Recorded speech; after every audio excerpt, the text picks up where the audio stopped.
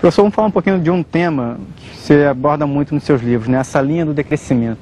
Queria que você explicasse um pouquinho para o nosso telespectador no que consiste o decrescimento, como é que a sociedade pode se familiarizar de um tema como esse e colaborar e tomar atitude. Bom, antes de mais nada, vamos dizer o seguinte, esse tema do decrescimento ele é exclusivo de países que evoluíram muito, que hoje, na verdade, a qualidade de vida deles, a rigor, para ela continuar melhorando, ela não depende mais de produzir mais, ao contrário, às vezes depende de produzir menos, ou pelo menos depende de produzir de outra maneira.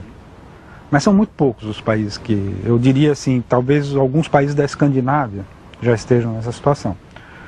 Esse debate começou recentemente, um relatório importante do Conselho de Desenvolvimento Sustentável do Reino Unido, com o título Prosperidade sem Crescimento, era uma pergunta. Depois foi publicado como livro pelo autor, sem a ponto de interrogação. Mas, vamos dizer, está começando um debate sobre isso. Será que a prosperidade vai depender sempre de mais e mais crescimento econômico?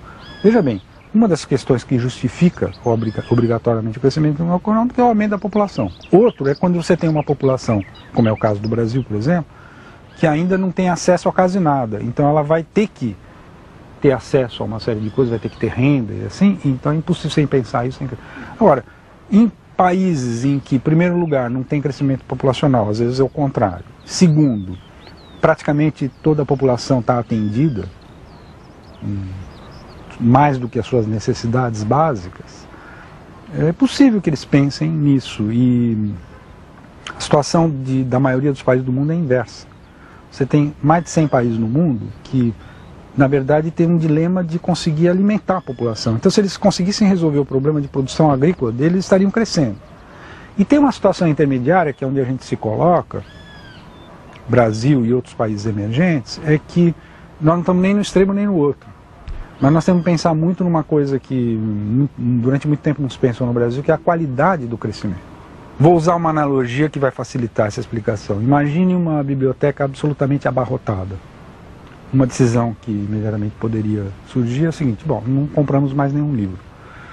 Mas alguém poderia dizer, não, tem uma outra maneira. Assim, toda vez que tiver um livro muito importante para entrar na biblioteca, nós vamos escolher um dos menos importantes, aquele que esteja sendo menos demandado, qualquer coisa parecida, e doar.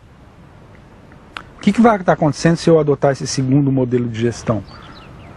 A biblioteca vai estar permanentemente melhorando de qualidade, mas ela não vai estar aumentando do ponto de vista físico.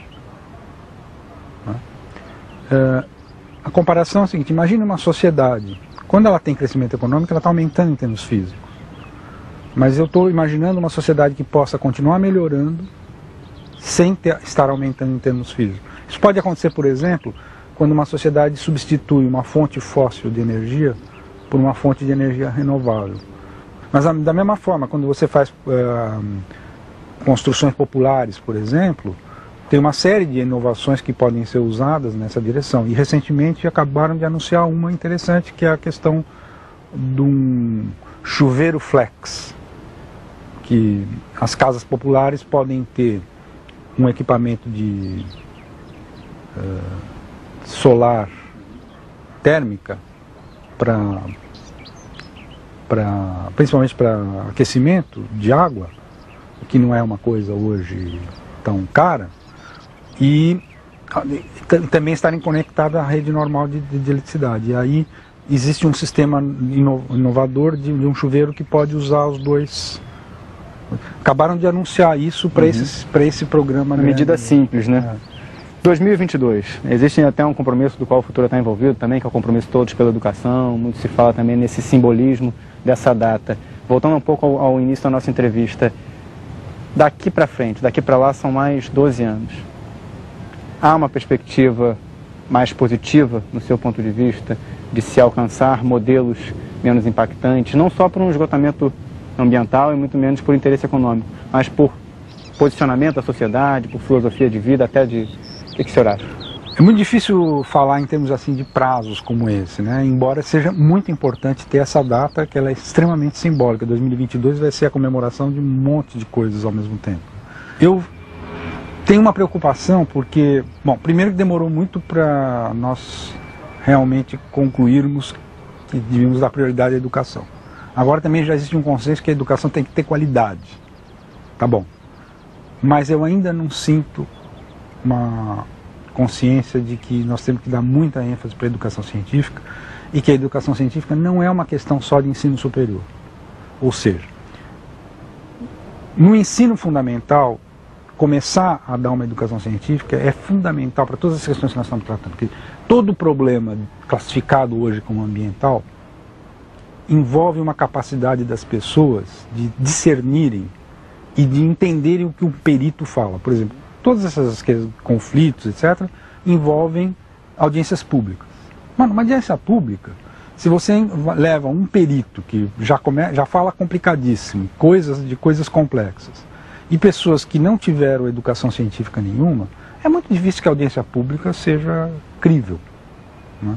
Só para dar esse exemplo concreto, para dizer o seguinte, que nós temos um imenso esforço a ser feito em termos de priorizar a educação científica desde o ensino fundamental, e esse é um ponto que me preocupa muito, porque nós não estamos fazendo isso e nós não vamos chegar com grandes resultados em 2022 se não ocorrer alguma coisa nessa área. Você só opina sobre aquilo que você tem conhecimento, né, que você conhece, senão você se torna um ouvinte de uma situação.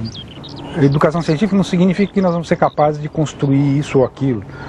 Mas, por exemplo, quando faz uma nova obra que vai envolver uma audiência pública a respeito dos impactos ambientais, é preciso que as pessoas que são chamadas aí a essas audiências públicas possam pelo menos entender aquilo que os técnicos de um lado ou de outro vão expor.